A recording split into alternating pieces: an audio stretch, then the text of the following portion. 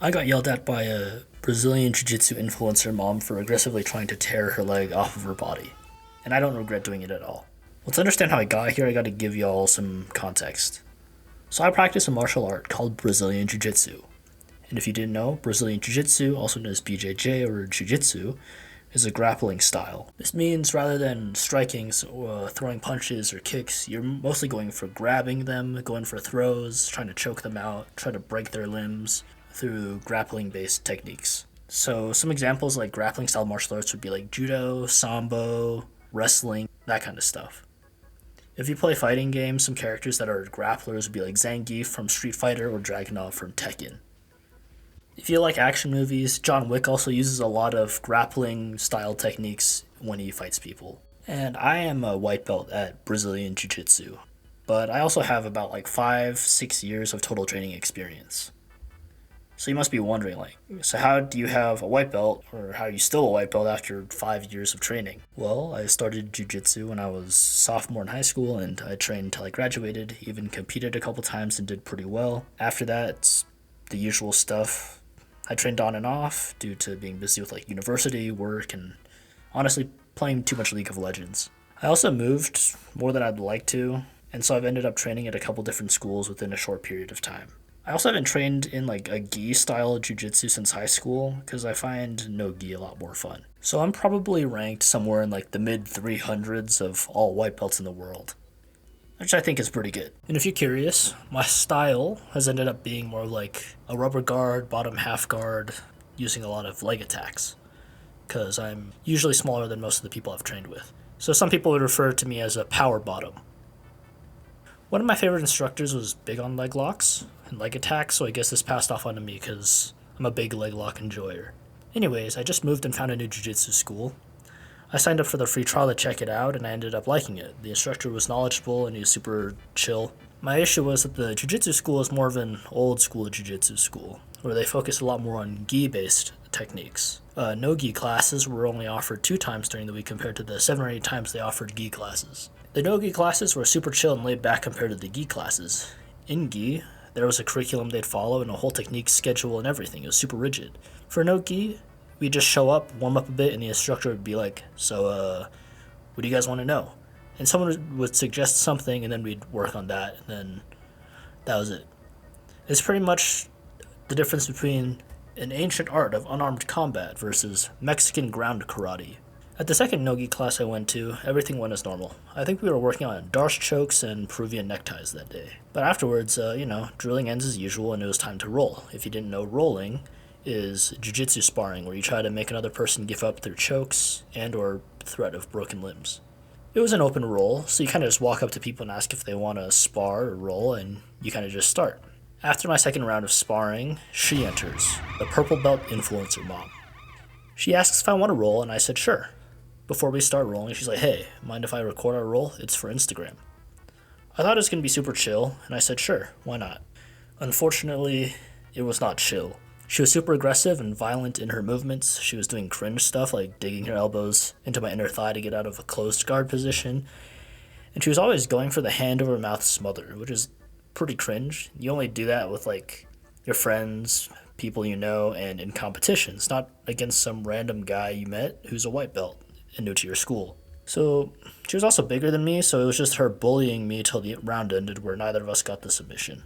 After that, I rolled with a few more people, and in between the rounds, I observed that she didn't record her rolls with anyone else, nor was she being cringe or aggressive like she was with me. I took this observation and definitely took it in bad faith.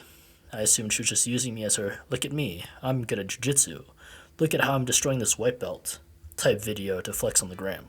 So after this, I thought to myself, I really wanted some petty revenge. Just because I know she was definitely upping herself with the video. And I didn't get submitted last time, so she'll probably want a video where I end up tapping. And if she wants content, I'll give her content. So in my mind, I drew up a plan for vengeance. I was going to hit her with one of the strongest and most dangerous techniques in all of jiu-jitsu, the heel hook. I was prepping to tear her PCL, ACL, MCL, LCL, NFL, MLB, and BA. I was going to tear her leg off.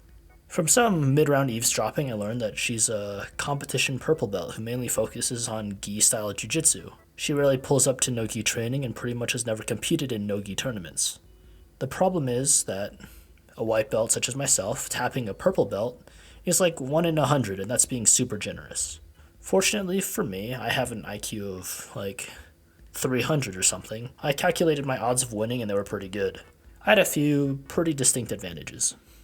One, she's inexperienced in no-gi grappling, whereas that's where all my experience is pretty much.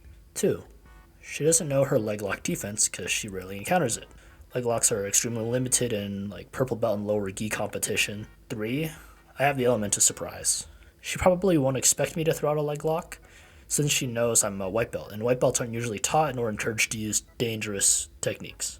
And number four, most importantly of all, I'm younger, stronger, and definitely more athletic. If all else fails, I'm down to throw my technique out the window in order to appease my ego. So plugging all of this into my TI-84, running all the simulations, going through all possible scenarios, my odds of submitting this higher belt was probably 100%. As predicted, she pulls up and asks to roll. I say yes, and she again asks if she can record our roll. I say sure, go for it. Round starts, same thing happens. Off rip, she was using her powers of hyper-aggression and mega cringe. But it's fine. I already ran the simulations. I know what's going to happen. I'm again fighting from bottom half. She attempts to pass my guard, and there's a brief moment where she's off balance. That's what happens.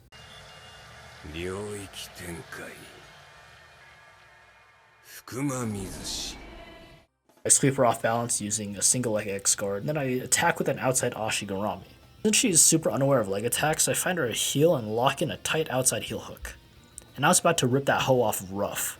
I guess she felt the bloodlust, the immense aura of anger and hatred coming from my body. So before I even get to apply any pressure to start shattering her leg, she immediately taps. And then I immediately let go. She proceeds to stand up, look down on me, her face is completely red, and she is fuming, she is livid. She proceeds to start yelling at me in front of everyone else, going off on how, that's dangerous, you're a white belt. You should never ever use techniques like that, you could hurt someone.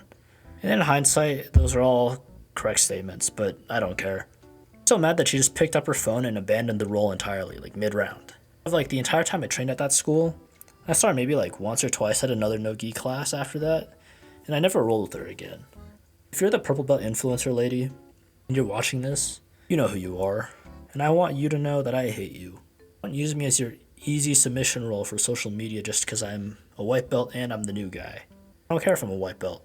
I'll use any means necessary. I don't care if I heel hook you. I will tear your leg off. I'm just kidding. Heel hook responsibly. Or not. I'm not your coach or your mom. Do whatever you think is fun.